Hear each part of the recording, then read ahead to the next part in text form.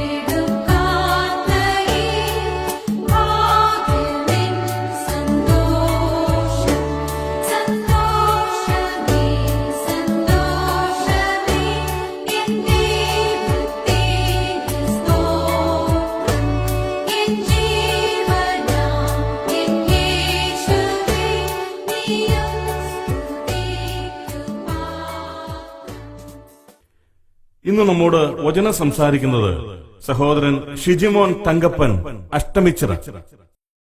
ദൈവത്തിന്റെ അതിപരിശുദ്ധമായ നാമം വാഴ്ത്തപ്പെടുമാറാകട്ടെ.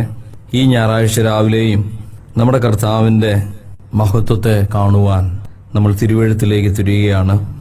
നമുക്കതിന് ആധാരമായി എബ്രായ ലേഖനം 1-ാം അധ്യായത്തിന്റെ 10-ാം വാക്യം വായിക്കാം. സകലത്തിനും ലാക്കും സകലത്തിനും കാരണഭൂതനുമായവൻ അനേകം പുത്രന്മാരെ തേജസ്സിലേക്ക് നടത്തുമ്പോൾ അവരുടെ രക്ഷാനായകനെ കഷ്ടാനുഭവങ്ങളാൽ തികഞ്ഞവനാക്കുന്നത് യുക്തം ആയിരുന്നു. നമ്മുടെ കർത്താവായ യേശുക്രിസ്തുവിന്റെ രക്ഷണ്യ വേലയെ വിശദീകരിക്കുന്ന ഒരു വേദഭാഗമാണിത്. ഇവിടെ യേശുക്രിസ്തുവിനെ കഷ്ടത്തിലൂടെ കടത്തിവിട്ടത് യുക്തമായ കാര്യമായിരുന്നു എന്ന് എബ്രായ ലേഖനകാരൻ പറയുകയാണ്. അല്ലെങ്കിൽ ദൈവത്തില് അത് ഏറ്റവും യോജിച്ച കാര്യമായി തോന്നി. എന്താണ് ഇതിന്റെ പിന്നിലെ യുക്തി? നിത്യത മുഴുവൻ നാം ഇനി അനുഭവിക്കാൻ പോകുന്നത് ദൈവത്തിന്റെ ഈ പ്രവൃത്തിയുടെ പിന്നിലെ യുക്തിവിശേഷം തന്നെയാണ്. എന്നാൽ കഷ്ടാനുഭവങ്ങളിലൂടെ തികഞ്ഞവനാക്കി തീർക്കുക എന്ന് പറയുമ്പോൾ നമ്മുടെ കർത്താവായ യേശുക്രിസ്തുവിന് അതിനു മുൻപ് ഒരു തികവ് ഇല്ലായിരുന്നു. കർത്താവ് പെർഫെക്ഷൻ ഇല്ലാത്ത ആളായിരുന്നു എന്നുള്ളൊരു ചോദ്യം അവിടെയുണ്ട്. ഇവിടുത്തെ യുക്തിയും ഇവിടുത്തെ തികവും എന്താണെന്ന് നാം അറിയണമെങ്കിൽ എബ്രായ ലേഖനത്തിന്റെ അധ്യായങ്ങളിലൂടെ നാം കടന്നു പോകണം. അപ്പോൾ കർത്താവ് രക്ഷാനായകനായിരിക്കുന്നത് സ്വർഗത്തിലേക്ക് നമ്മെ കൊണ്ടുപോകുന്ന വിഷയത്തിലാണെങ്കിൽ പോലും അതിന്റെ എല്ലാ മേഖലകളിലും കർത്താവ് രക്ഷാനായകൻ തന്നെയാണ്. അവിടെയാണ് കഷ്ടാനുഭവങ്ങളാലുള്ള തികഞ്ഞവനാക്കുക എന്ന് പറയുന്നതിന്റെ യുക്തി നമുക്ക് മനസ്സിലാക്കാൻ കഴിയുന്നത്. അതറിയാൻ വേണ്ടിയിട്ട് 7-ാം അധ്യായത്തിന്റെ 27-28 വാക്യങ്ങൾ ഞാനൊന്ന് വായിക്കാം. അവിടെ നാം വായിക്കുന്നത്, ആ മഹാപുരോഹിതന്മാരെ പോലെ ആദ്യം സ്വന്തം പാപങ്ങൾക്കും പിന്നെ ജനത്തിന്റെ പാപങ്ങൾക്കും ദിനം പ്രതി യാഗം കഴിപ്പാൻ ആവശ്യമില്ലാത്തവൻ തന്നെ. അത് അവൻ തന്നെത്താൻ അർപ്പിച്ചുകൊണ്ട് ഒരിക്കലായിട്ട് ചെയ്തുവല്ലോ. ന്യായപ്രമാണം ബലഹീന മനുഷ്യരെ മഹാപുരോഹിതന്മാരാക്കുന്നു. ന്യായപ്രമാണത്തിന് പിൻപുള്ള ആണയുടെ വചനമോ എന്നേക്കും തികഞ്ഞവനായി തീർന്ന പുത്രനെ പുരോഹിതനാക്കുന്നു. ഈ 2 വാക്യങ്ങളിൽ നമ്മുടെ കർത്താവിന്റെ വ്യക്തിത്വത്തിന്റെ 2 പ്രകൃതികളെയും ഇവിടെ വിവരിക്കുകയാണ്. 27-ാം വാക്യത്തിൽ ദിനം പ്രതി പാപങ്ങൾക്കു വേണ്ടി യാഗമർപ്പിക്കുവാൻ ആവശ്യമില്ലാത്തവൻ, അർത്ഥാൽ നമ്മുടെ കർത്താവായ യേശുക്രിസ്തുവിന്റെ ദൈവപ്രകൃതി തനിക്കുള്ള കാലത്തോളം തന്റെ വ്യക്തിത്വത്തിൽ യാതൊരു വിധത്തിലുമുള്ള പാപത്തിന് സാധ്യതയില്ല.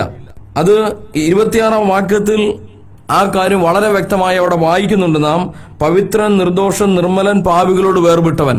അവിടെ കർത്താവിന്റെ ദൈവത്വത്തിൽ തന്റെ ദൈവപ്രകൃതിയിൽ താൻ യാഗങ്ങൾ ആവശ്യമില്ലാത്തവനാണ്.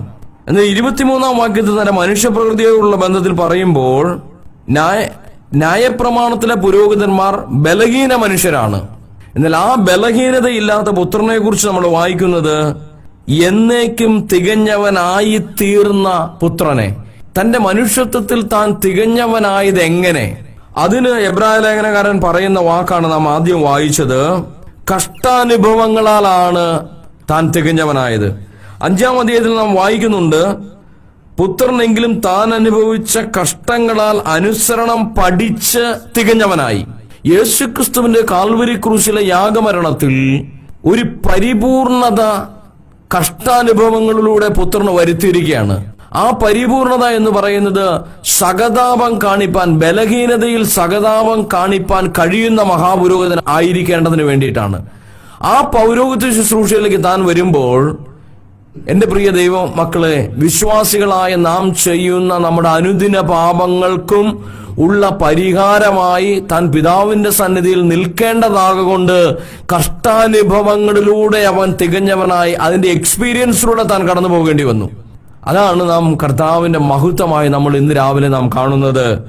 താൻ പാപമില്ലാത്തവനെന്ന് മാത്രമല്ല, പാപി അനുഭവിക്കേണ്ടി വരുന്ന കഷ്ടങ്ങൾ എങ്ങനെയുള്ളതെന്ന് താൻ അറിഞ്ഞിട്ട് താൻ എന്നേക്കും തികഞ്ഞവനായിരിക്കുകയാണ്.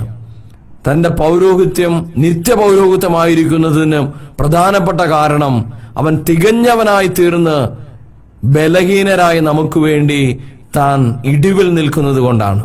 അതുകൊണ്ട് നമുക്ക് നമ്മുടെ കർത്താവിനെ മഹത്വപ്പെടുത്താം. എബ്രായ ലേഖനകാരൻ പറയുന്നത് പോലെ ഇതാണ് അതിന്റെ പിന്നിലെ യുക്തി. അല്ലായിരുന്നെങ്കിൽ നാം ആരും ദൈവസന്നിധിയിൽ ഒരിക്കലും തികഞ്ഞവരാകുമായിരുന്നില്ല. ഒരിക്കലായി നമുക്ക് ലഭിച്ചിരിക്കുന്ന രക്ഷ അനുദിന ജീവിതത്തിലും പിതാവിന്റെ സന്നിധിയിൽ പെർഫെക്റ്റ് ആയിട്ട് നിൽക്കുന്നതിന് കാരണം കഷ്ടാനുഭവങ്ങളാൽ തികഞ്ഞവനായി തീർന്നവൻ നമുക്ക് വേണ്ടി പിതാവിന്റെ സന്നിധിയിൽ മഹാപുരോഹിതനായി നിൽക്കുന്നു അല്ലെങ്കിൽ ഇരിക്കുന്നു എന്നുള്ളത് കൊണ്ടാണ്. അതുകൊണ്ട് നമുക്ക് ഈ പുരോഹിതനെ നമുക്ക് ആരാധിക്കാം. അവനെ കുറിച്ച് നാം വായിക്കുകയാണല്ലോ, അവൻ പവിത്രൻ, നിർദോഷൻ, നിർമ്മലൻ, പാപികളോട് വേർപെട്ടവൻ, സ്വർഗത്തെക്കാൾ ഉന്നതൻ ആയി തീർന്നവൻ. സ്വർഗവും അവന്റെ കാലിനു കീഴെയാണ്, അവനേക്കാളും താഴെയാണ്. സ്വർഗത്തെക്കാളും മഹോന്നതനാണ് ഈ കഷ്ടാനുഭവങ്ങളാൽ തികഞ്ഞവനായി തീർന്ന നമ്മുടെ കർത്താവ്. ദൈവത്തിന്റെ ഏറ്റവും യുക്തിഭദ്രമായിരിക്കുന്ന പ്രവൃത്തിയായിരുന്നു നമുക്ക് വേണ്ടി ക്രിസ്തുവിനെ ക്രൂശിക്കുക എന്നുള്ളത്. അതുകൊണ്ട് നമുക്ക് അവനെ മഹത്വപ്പെടുത്താം. അവന്റെ പൊന്നുനാമത്തിന് നമുക്ക് എല്ലാ മഹത്വവും അർപ്പിക്കാം. കർത്താവായ യേശുക്രിസ്തുവിന്റെ നാമം വാഴ്ത്തപ്പെടുമാറാകട്ടെ.